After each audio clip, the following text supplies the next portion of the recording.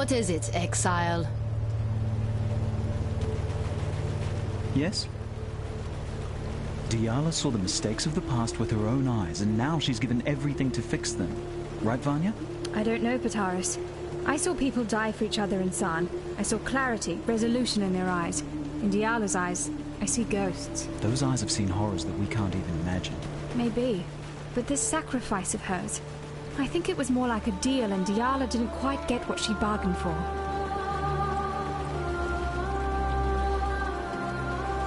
Piety. She still lives. Then she needs to die again. Permanently this time. I honestly don't know who I am more scared of. The beast or that black-hearted witch. It's the combination that scares me. And it should scare you too, Exile. You killed the Sword King? Dureso wasn't actually alive, Pataris. Dureso must have thought he was alive. True. Thinking and being. A bit of a blurred line here in Rayclast. Exactly.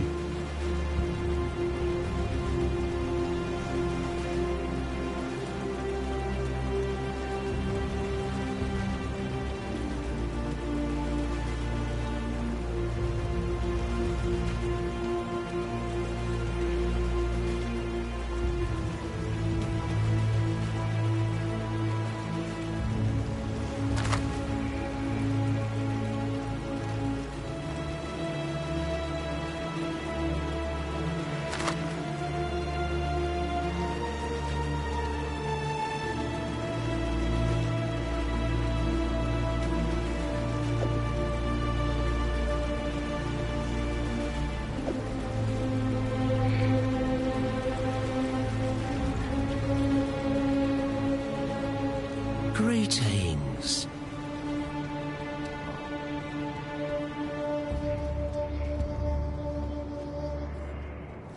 What is that in your eyes?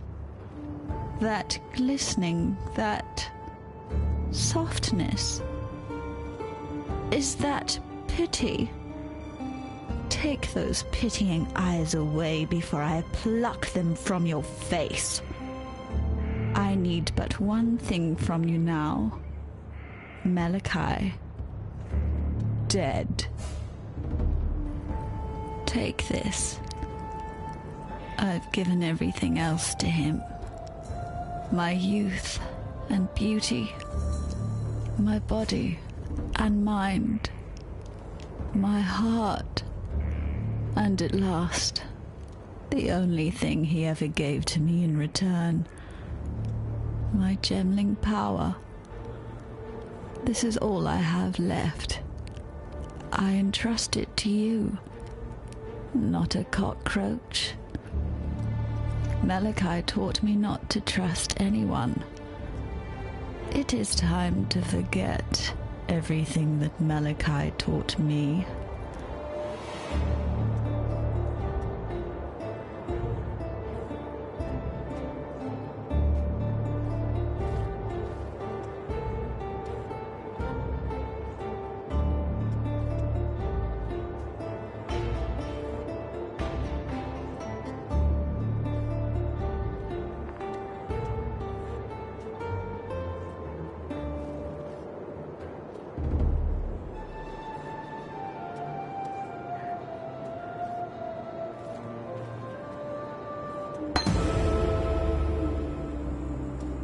The little cockroach witch.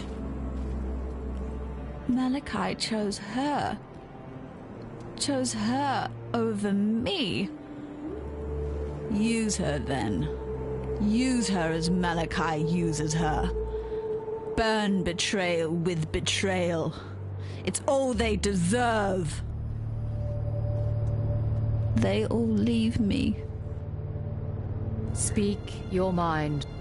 Diala's hopes may be crushed, but ours still thrive in you, Cursebreaker. From what Tasuni tells me, the beast's innards are now yours to penetrate. Diala has served her purpose. Now comes the time for you to serve yours. Find this Malachi that Diala mutters about so incessantly. If my understanding is true, then he is the mind of the beast. Kill him, and the body of Nightmare will die with him.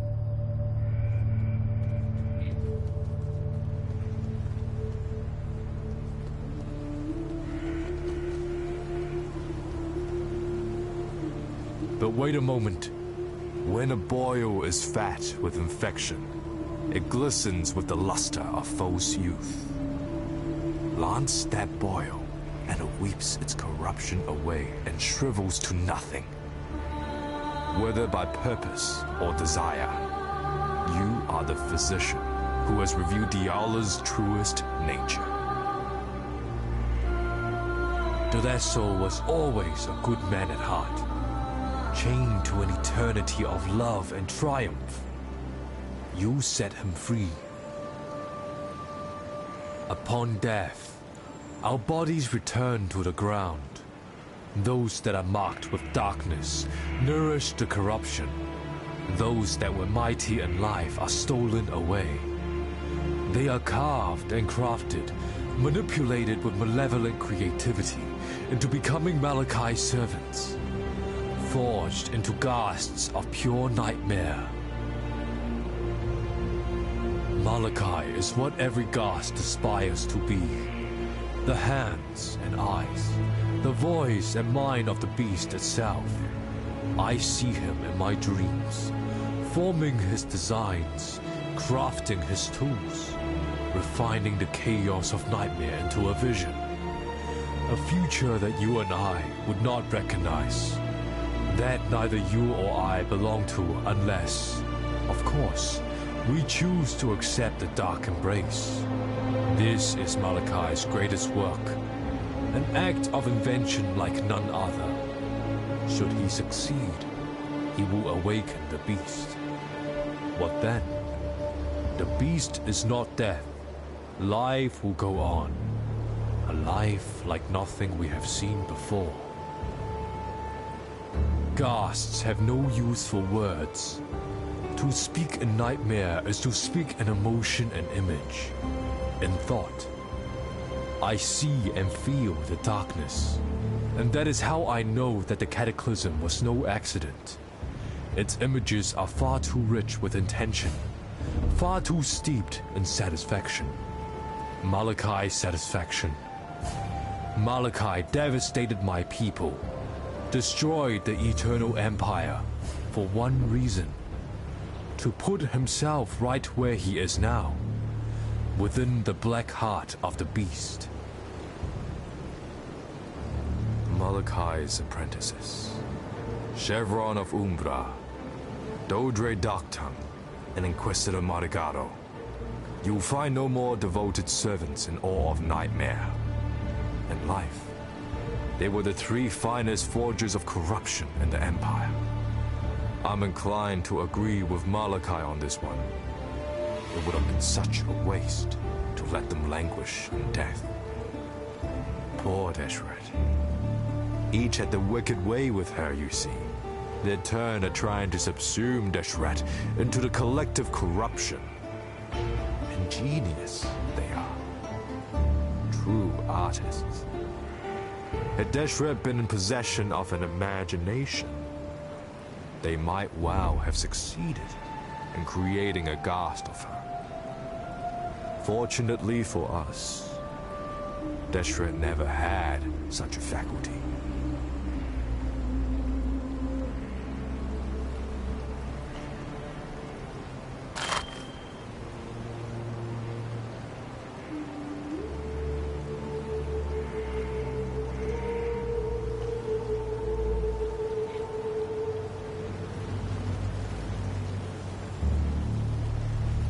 Yes?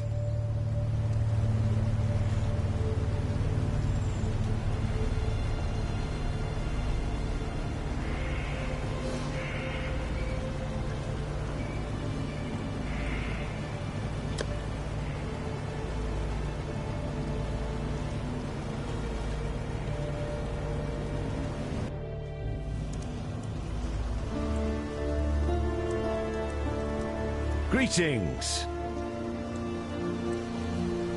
Made any progress?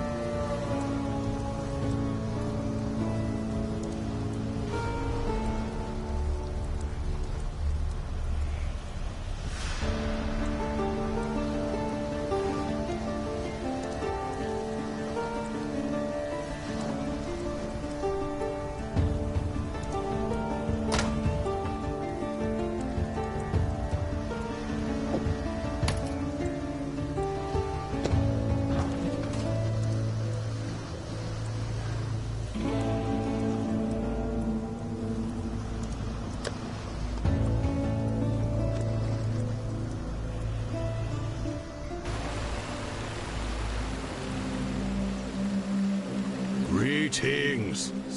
What would you like to know, Exile? What troubles you bring now?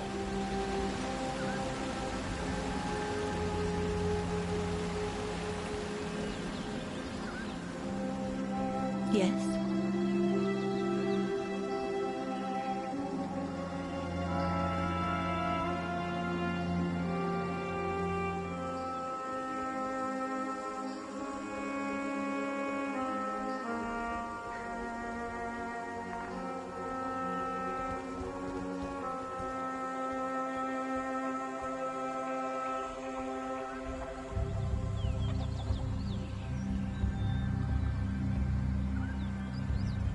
If we dream big,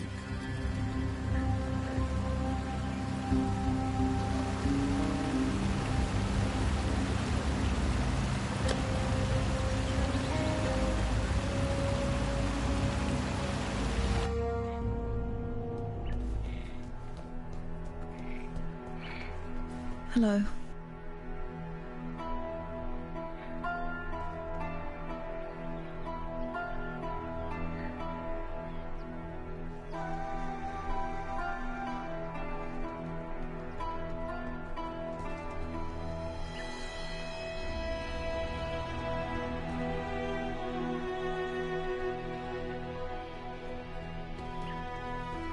Mind over meat.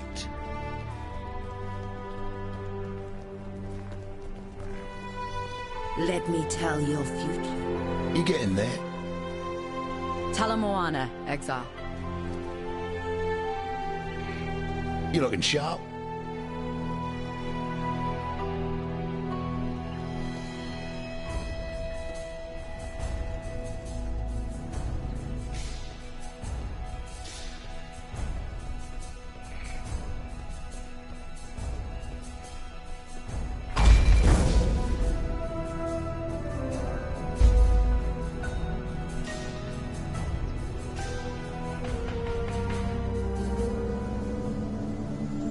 Stand before the gates of the Lord's labyrinth. Within these walls, the Lady of Justice doth preside. She shall weigh your mind in one hand, your heart in the other. Should she find you wanting, death shall be your sentence. Should she find you worthy, you will be given the loyalty and love of an empire. The Lord's labyrinth awaits you. Choose wisely, strike quickly, trust completely, and may you find the ending that you deserve.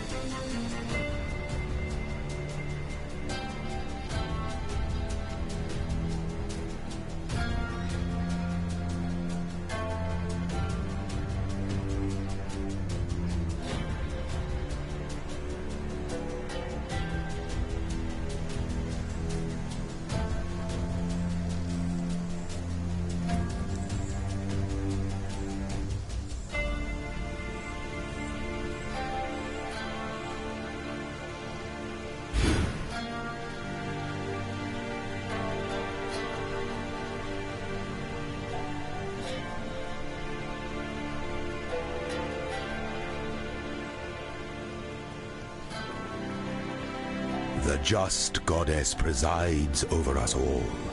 The future of the Empire rests in her even hands.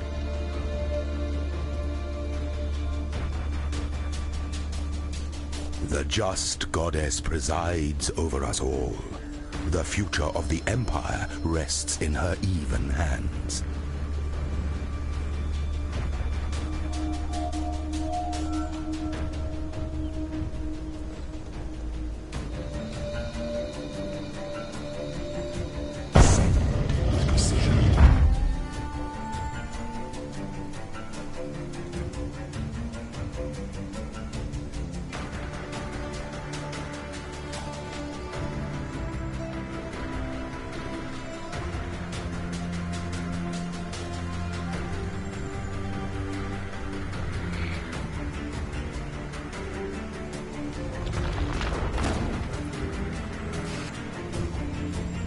In the impressionable youth of my reign, I was encouraged to believe in the precious nature of my imperial blood. The divine claret, as one fool of a courtier would repeat with tiresome regularity. Unfortunately, my divine claret refused to pour from one cup to another. Try as I might, with a lovely procession of young and ever dutiful wives, my noble seed simply would not sprout. Who then to choose as my worthy successor? With the candidates on hand either mediocre at best or maniacal at worst, I found myself in quite the quandary. That's when fortune took me by the hand and led me to a forgotten tome on a forgotten shelf in the quietest corner of San Library. A tome entitled Ancient Traditions of Asmarian Ascendancy. The rest, one might say, is history.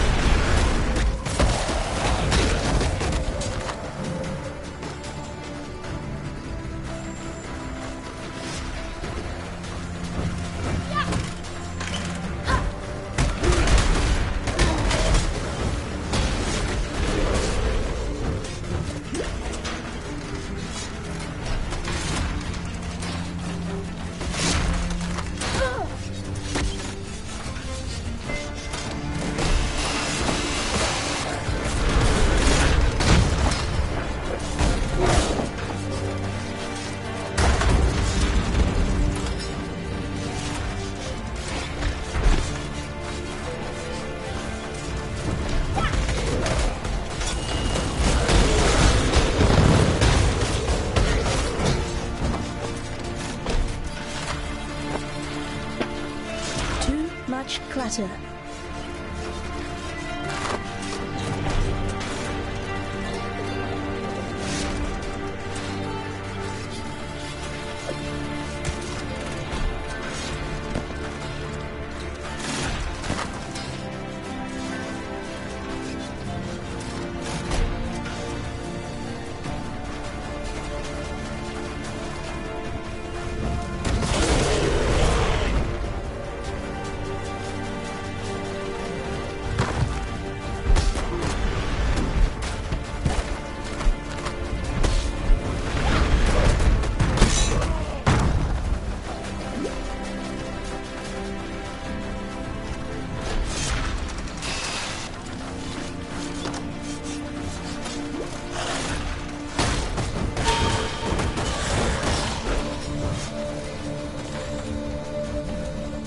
The pursuit of power can be a grotesque affair.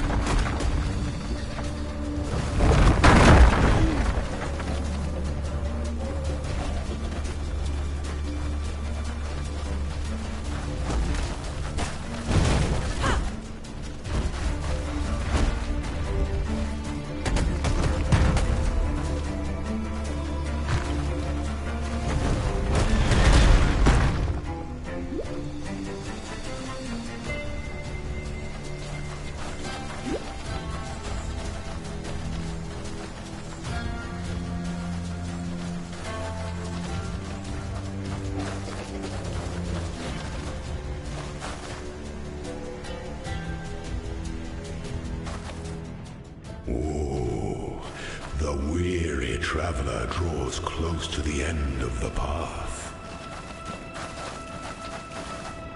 The Azmeri were the first culture known in history to use trials of strength, wisdom, and spirit to select its chieftains.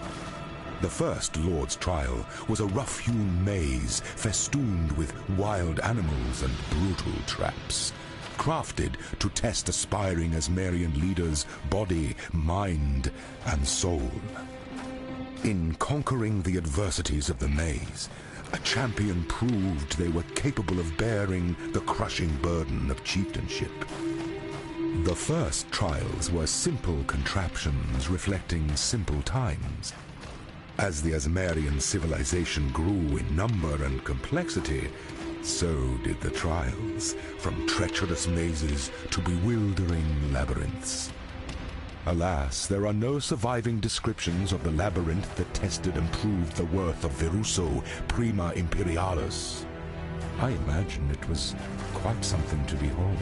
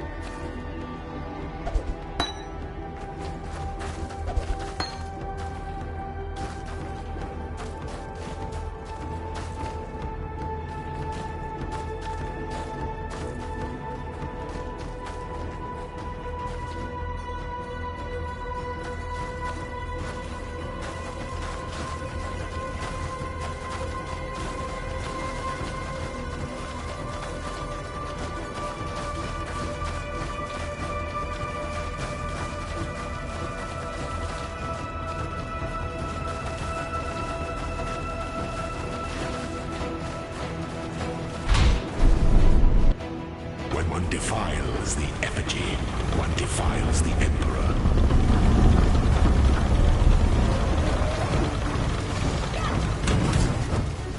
Failure is an illusion.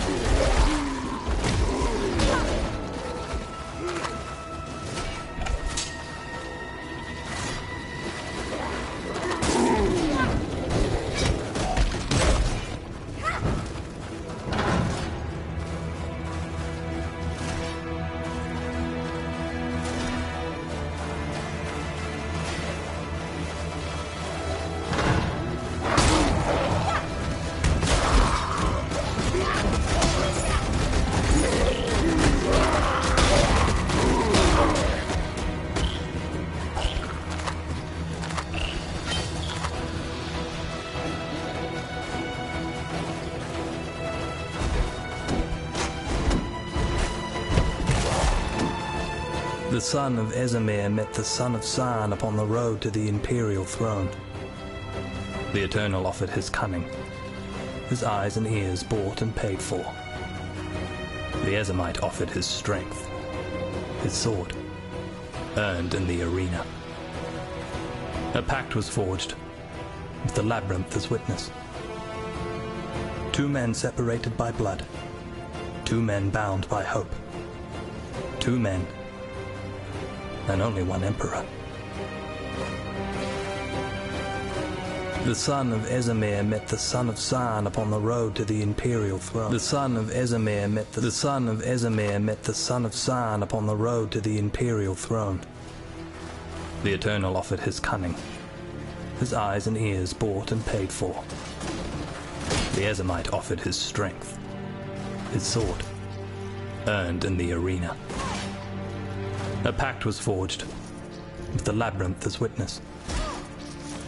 Two men separated by blood, two men bound by hope. Two men, and only one emperor.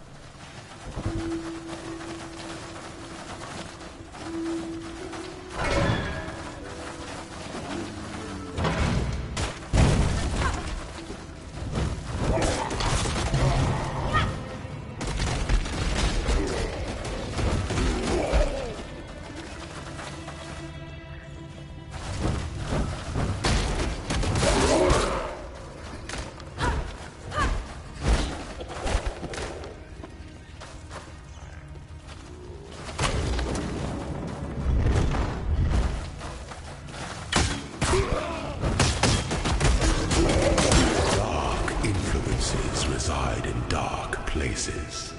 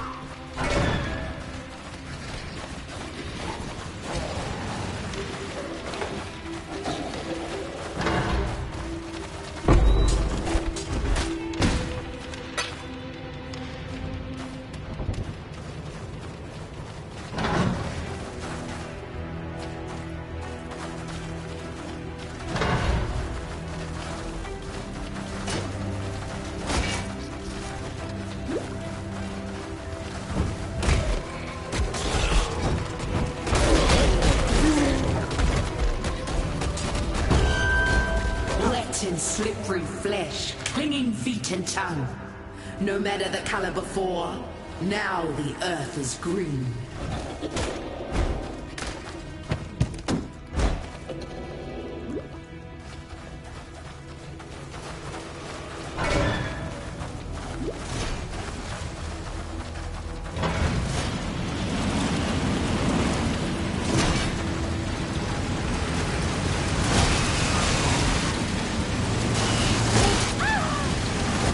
Who ascend too quickly, the fall is inevitable.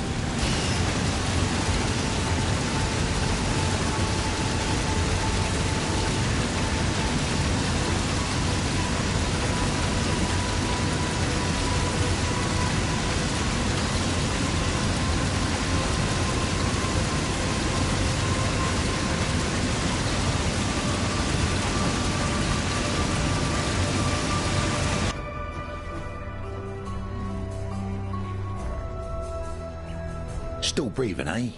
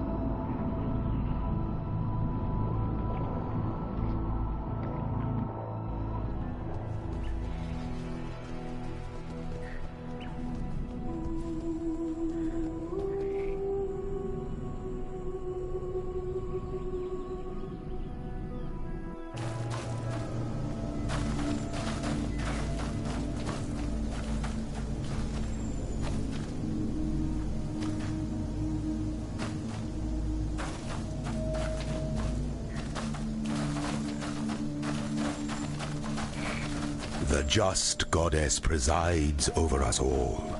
The future of the Empire rests in her even hands.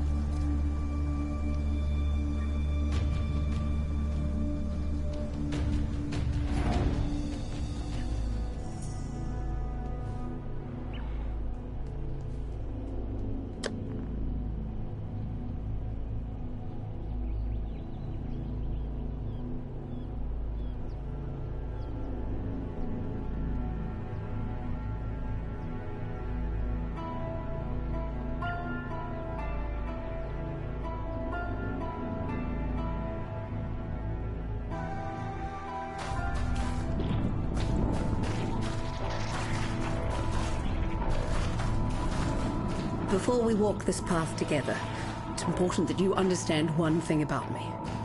I don't regret a single thing that I've done. I set out to raise humanity up from the cloying mud of its fleshly ignorance. My mistake was not in the aspiration, but in the execution. Now I intend to correct that mistake. Really, I'm not helping you, Exile. You're helping me. So, have you found those juicy organs for me yet? Malachi knew exactly what he was doing when he created the Rapture. His primary concern, get inside the beast and take up the reins of true power. And his second objective, incite a cataclysm that would wipe the very thought of resistance from this land. The beast is the source of all thaumaturgy, the one power in this world that transforms what is real into what is imagined. The entire world is now at the mercy of one man's vision. It won't be the future I imagined, and it won't be the future you imagined either. While he remains within the Black Core, the only imagination that matters is Malachi's.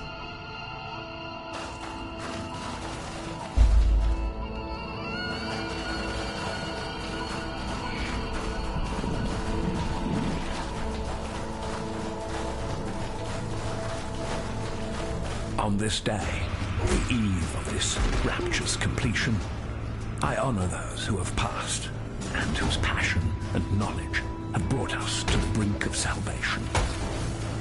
Inquisitor Maligaro, a creative force without equal. Sharon of Ambra, an athlete of transcendent sensibility. Dwedri Darkton, an idol of fervor and dedication. You taught me far more than I ever taught you, my students. My friends, we strove to make a greater world together, and in your memory, I shall make that world a reality. Malachi.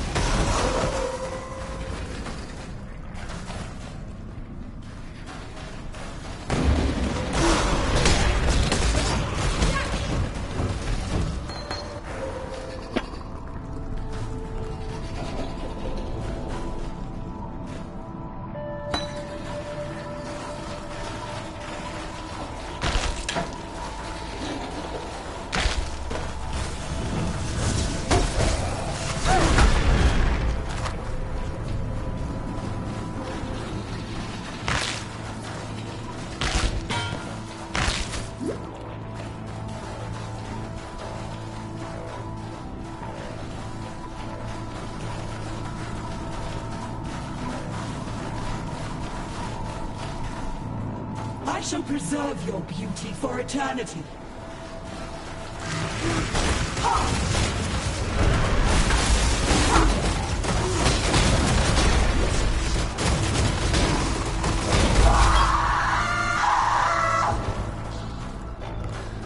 After Brutus, I'm glad I won't be seeing any more of your work.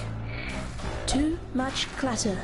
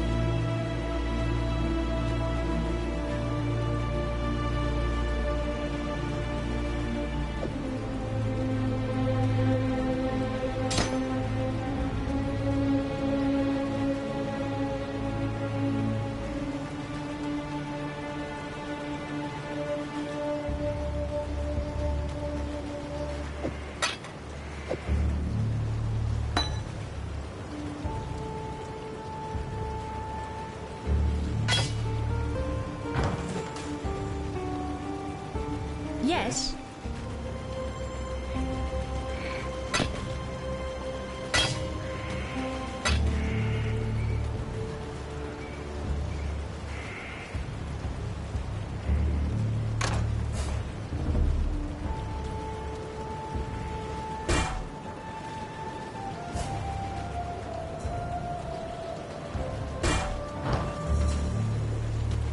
Yes?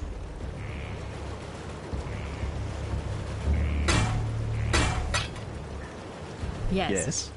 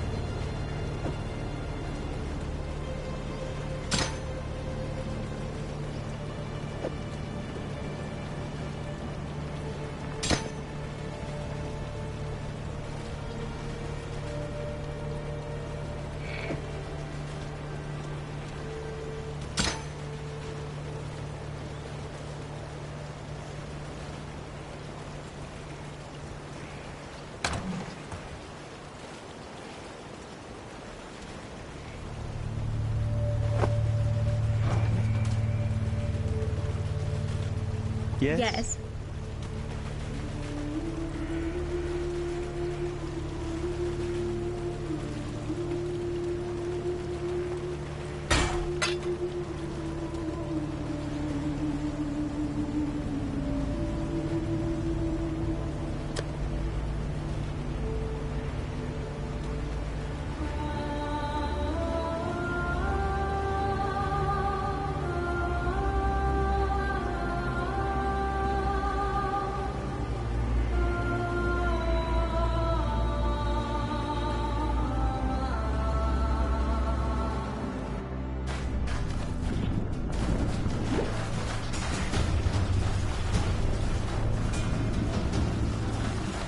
On this day, the eve of this rapture's completion, I honor those who have passed and whose passion and knowledge have brought us to the brink of salvation.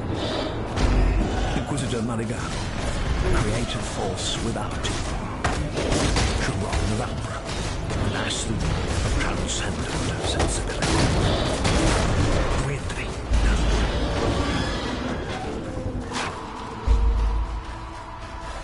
Oh, Doedri, we witches have to have some standards.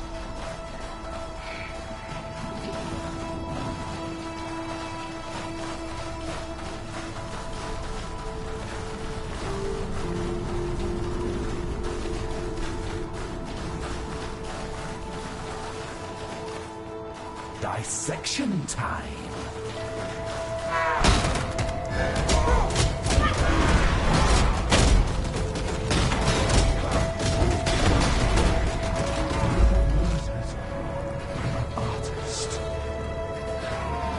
To be critical, but I've seen better.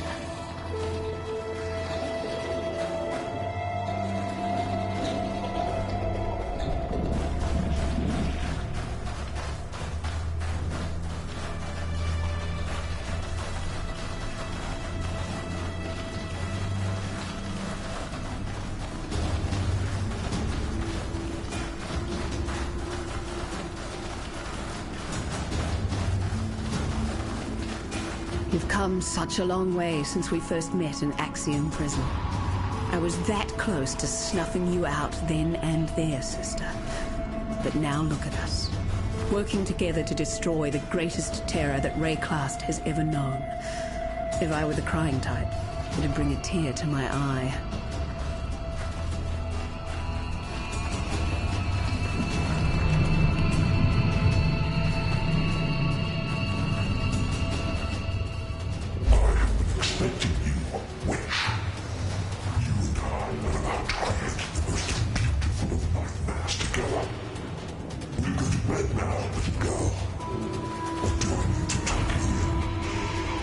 Now, Exile!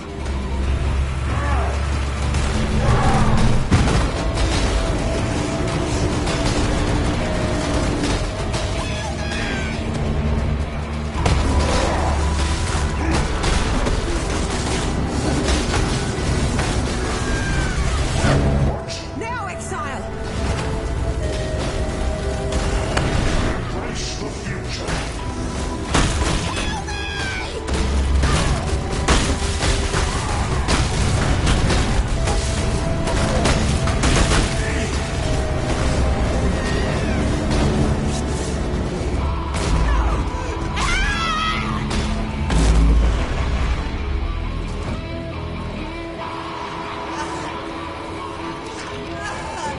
This is what I get for trying to be a bloody hero. Who'd have thought you'd be so suited to the role? I was convinced I'd made a fatal mistake in sparing your life in Axiom Prison. Fatal, yes, but a mistake? No.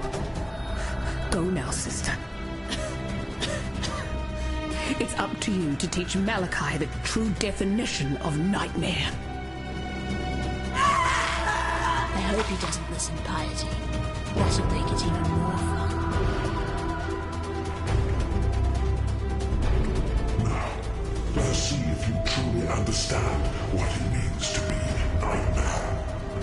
You are being selfish.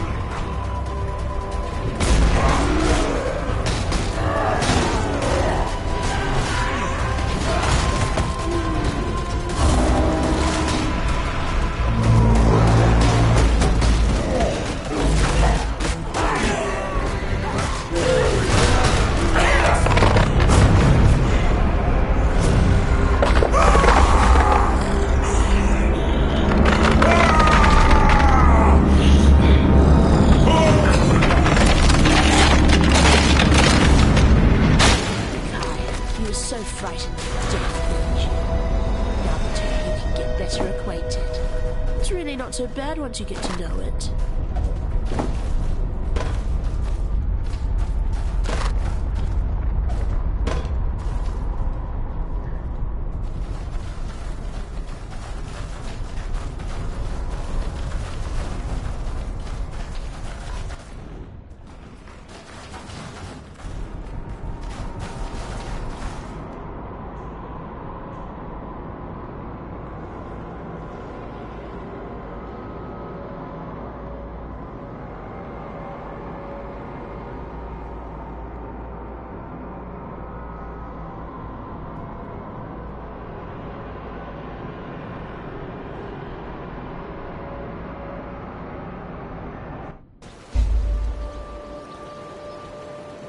What cannot be understood should be feared. It is the first rule that a child learns. There is no shame in my saying this. I fear you, witch.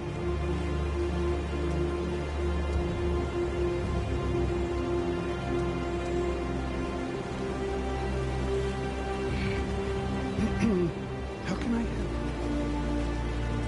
Hello.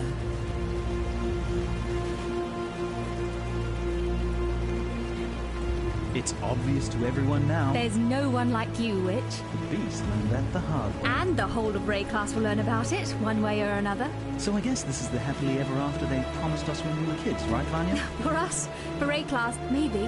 What about you, sister? Do you even know what that looks like for you? There's plenty of happiness to go around now. You deserve a piece of it.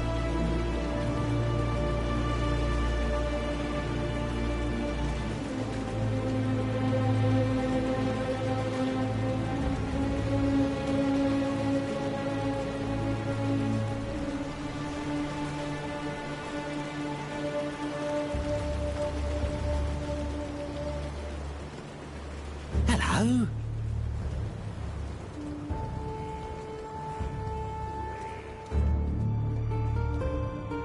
The little girl walked into a dark, dark cave.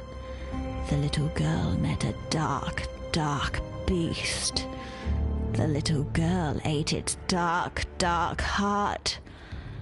My Malachi is dead. I knew it, felt it, understood it the moment you struck the final blow.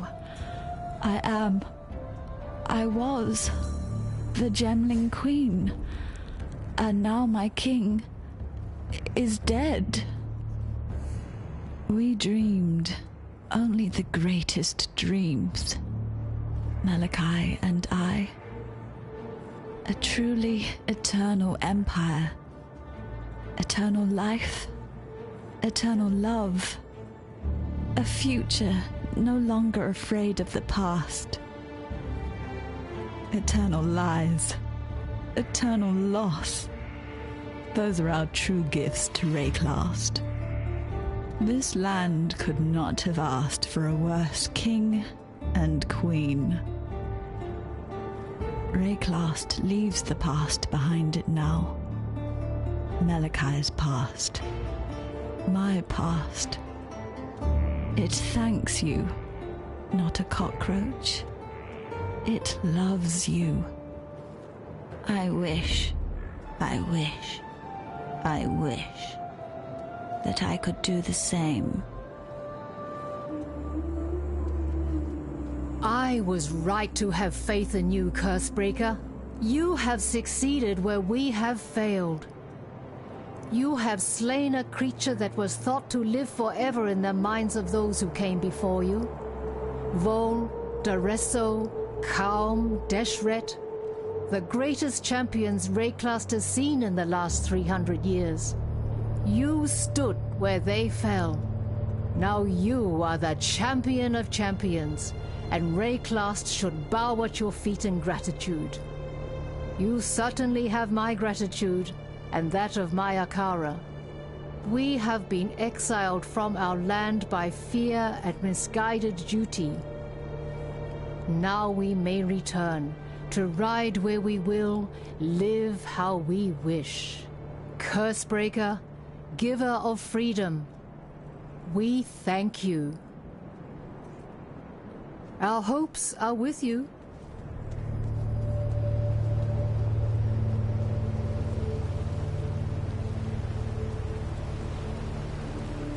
Ah, Witch. I knew you would embrace the beast. Yet, I couldn't know that you would squeeze the very life from it. Honestly didn't think you had that much love in you. Now one thing remains to be seen. Your regard, your touch, your embrace can mean only doom for the love. Please, choose your loves wisely, Witch, lest you break poor Oriath's heart. Yes, that's right. Oriath. Upon the mountain high, a gateway has opened. One that shall lead you back home. Hurry. For as the death throes of the beast soften and still, I see the gate beginning to close. Follow your heart, Witch, no matter how dark it becomes. If Deshret were able, she'd thank you for dispatching her tormentors, Malachai's wicked little trio. You have to content yourself with my thanks instead. Deshret has been avenged, as is the way of the Madaketh. Tidiness helps one sleep at night, don't you think?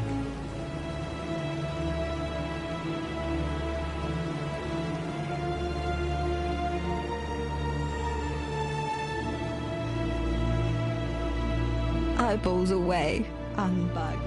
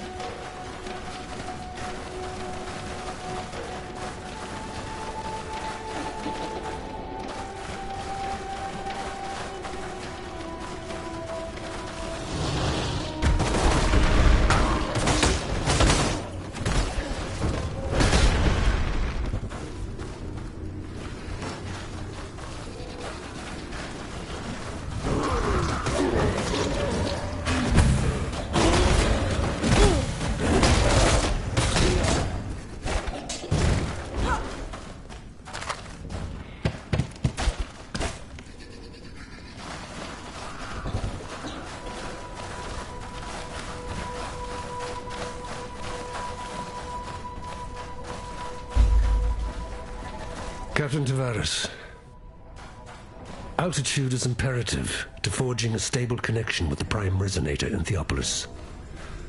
Power source is equally vital. Locate a fissure in the mountainside and lower a conductive cable into it. The deeper, the better. It will take an immense amount of thaumaturgical energy to execute the successful disintegration and transmission of objects, both inanimate and animate, between Highgate and Theopolis. For that kind of power, we must tap the origin. I needn't remind you of the consequences should either of those elements prove deficient. That is why I would like you, Tavares, to be the first to test the resonator once it is operational.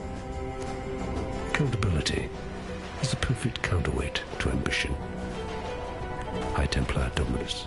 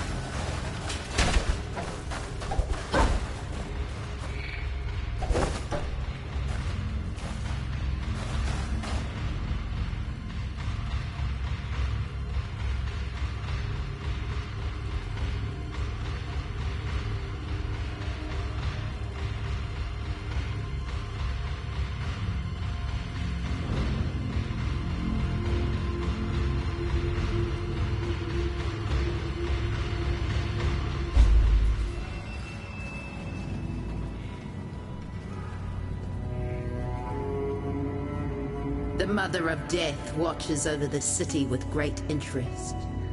You have joined us just in time. Before you lies a great many paths, each walked by a different life. But each must come to the same end, eventually.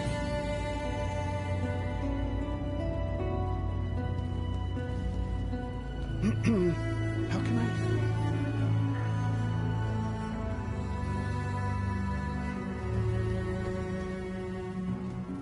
Unlike these assorted ignorami, I'm not surprised to see you here. The beast is dead, all thanks to you, I suppose. I was listening to the beast's death rattles when these lunatics broke in, wrecked the place, and dragged me here to tend to their cuts and bruises. Thankfully, I was able to bring some of my paraphernalia with me. The balance of power is shifting in your favor, O murderer of nightmares. If I am in possession of anything that might smooth the transition of governments, don't hesitate to ask. You'll find my terms quite reasonable. Some time ago, I fabricated a device able to sense and amplify the corrupt murmurings of Rayclast, a miasmeter. I listened to those whispers for years, lingering beyond sane comprehension. And then the scream. Such profound agony that my mind was nearly sundered by its percussion. I thought another cataclysm might be upon us. But no, it was you, slaying the beast. I was witness to a singularly potent cadence.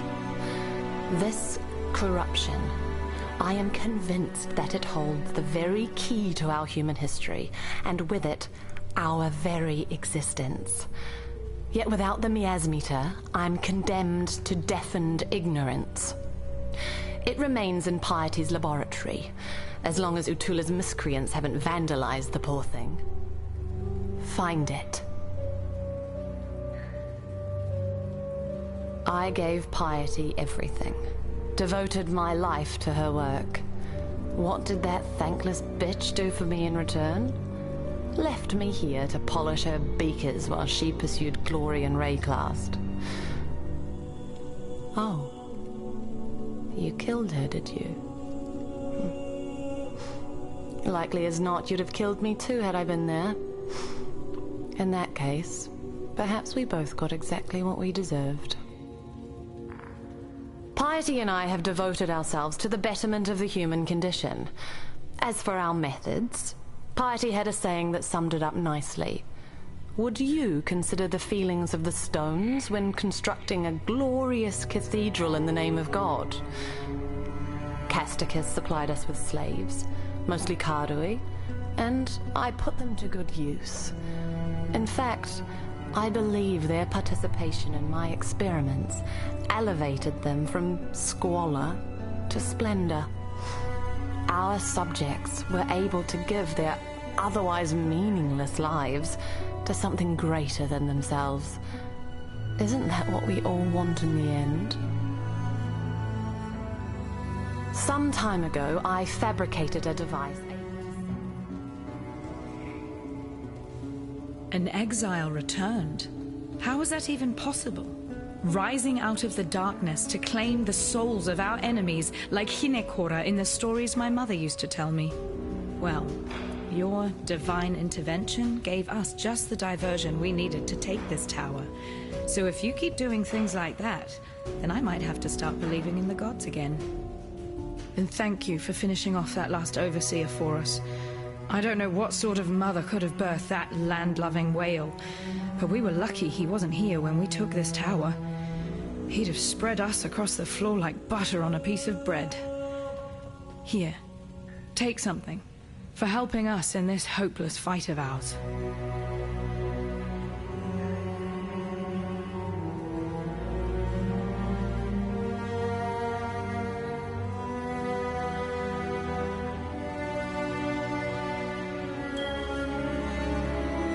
We'd been planning it for months, spreading the word, stealing weapons, gathering support. Utula and his followers did most of the dirty work. I just carried a few messages here and there. Should have known I'd end up like this when the real fighting started. In the darkest hour before dawn, that's when we broke our chains. And as many overseer necks as we could wrap our hands around. We took the Panopticon as the sun rose over Theopolis, and that's as far as we got. When you're up against cold steel and colder hearts, there's only so far that anger will take you. I'd be dead right now if not for Violenta. I just hope I live long enough to repay her. And how will I do that? By talking Utula out of his inclination to slice Violenta's throat open. As far as I'm concerned, our pasts are as broken as our chains.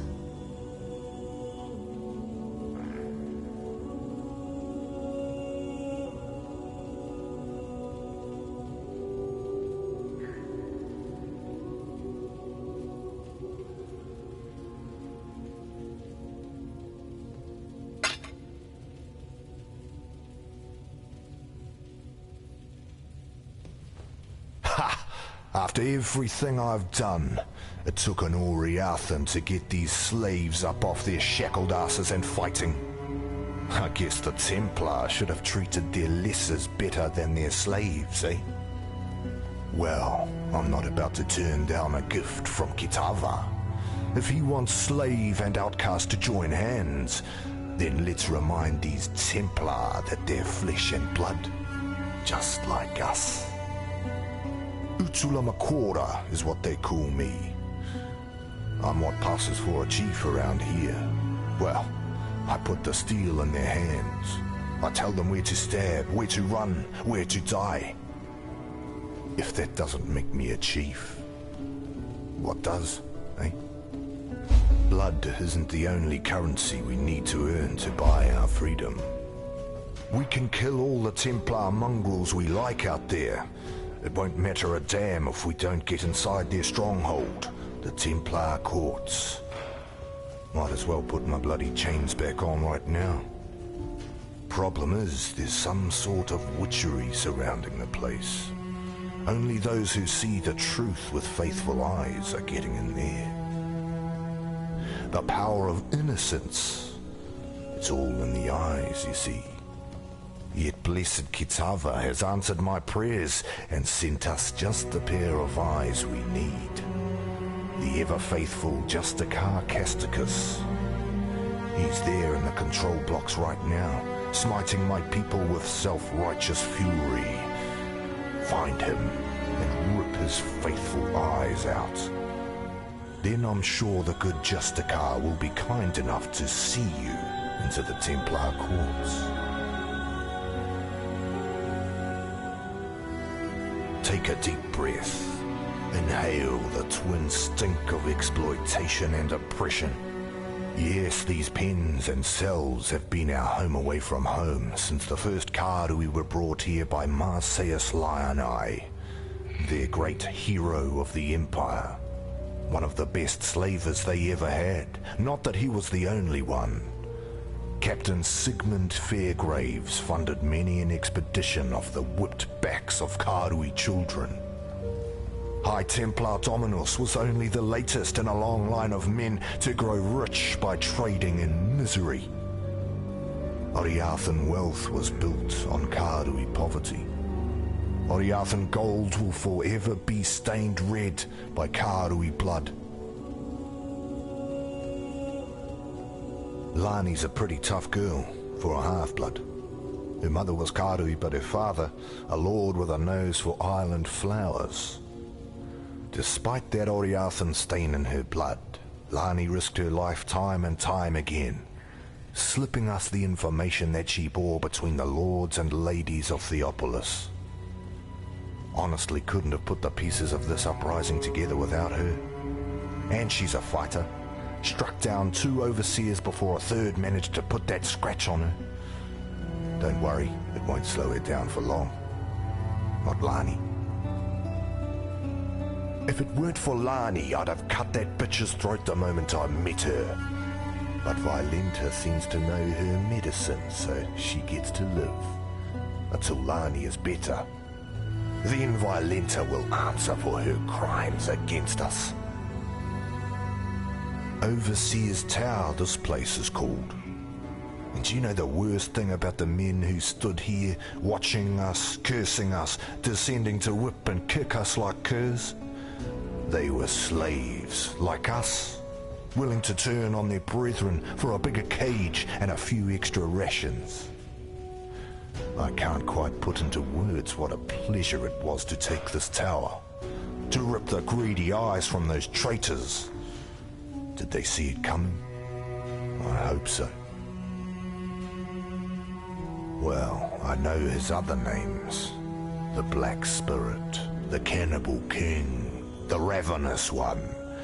He was all of those things before Tsukuhama slashed out his eyes, before Valakor drowned him in the sea, before Hinekora whipped him and condemned him to immortal darkness.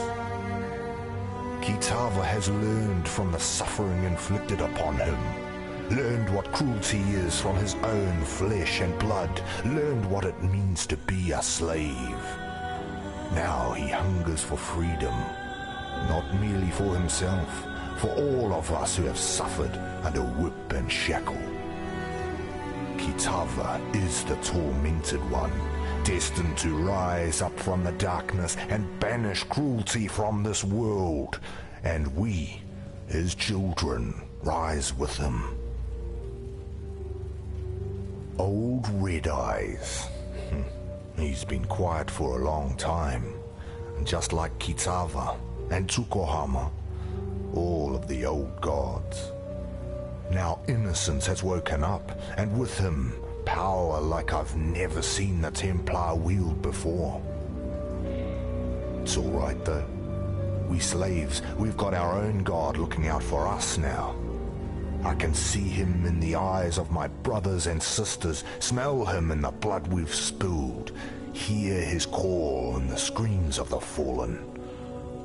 I don't rightly know where the gods have been or what's brought them crawling back, nor do I really care. All I need to know, my friend, is that we're not alone anymore. There's 2 parts to the Templar, the grim face and the spotty ass. Out front you've got the Templar courts, usually the last place our Hatungos see if they're stupid enough to preach their craft within a Templar's hearing. Oriath's woodmongers must do a roaring trade with that place. When the wind blows right, you can even smell the aroma of barbecued blasphemer from here. The arse end, that's the Chamber of Innocence. It's where the real earnest believing gets done, where the young Templar go to pay their respects to God Almighty and get the good sense baptized out of their heads. I've not seen the inside of the chamber myself, but you can feel it from over a block away. Like there's an eye in your gut, peering through your insides, looking for even the tiniest stain of sin. I tell you, sane people go in one end of that place, ash and apostles come out the other. Watch yourself in there. With Dominus away in Rayclast, someone had to keep the wheels of oppression turning. Avarius was only too happy to take the job. It had plenty of practice already, of course. It was Avarius who led some of the largest and most crippling raids upon the Ngāmakanui and the Ngākura McCoy. It was on his orders that men, women and children were shackled and shipped like cattle to Theopolis. And it was Avarius who spent 5,000 Karui lives building his Templar courts and his Chamber of Innocence. Who had wives and daughters scrub their husbands' and fathers' blood from the stones so as to preserve their purity. When you meet Avarius, feel free to exact a little extra vengeance in the name of Karui's suffering.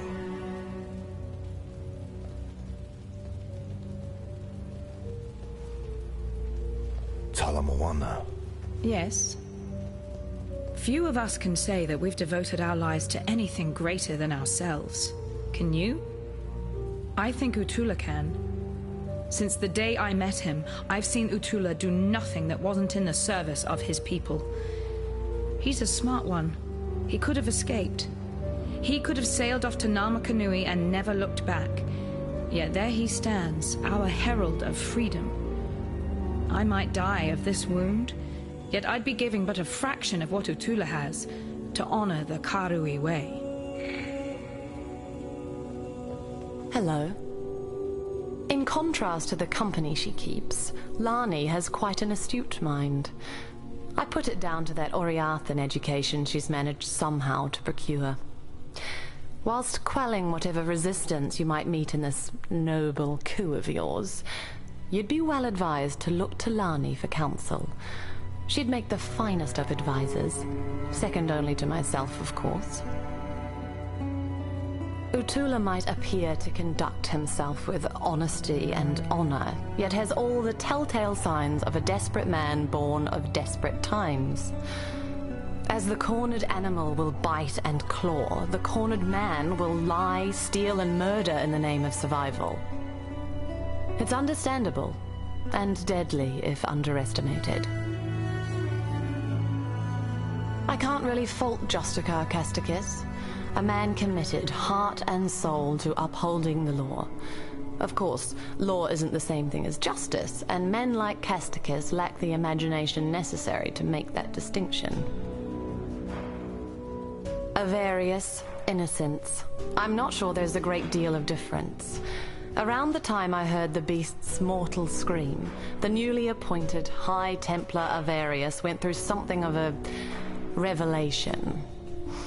The manner in which he speaks and acts now would indicate that he believes, without doubt, that he is some earthly embodiment of God. That's faith for you. It'll reduce grown men to the madness of infancy.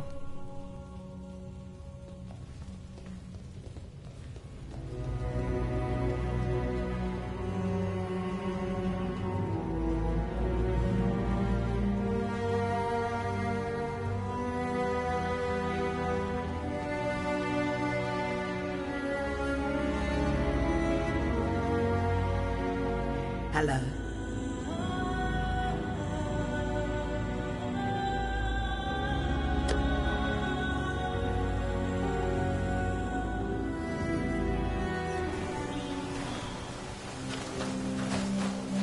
Hello. Oh. Greetings, survivor. Greetings, survivor.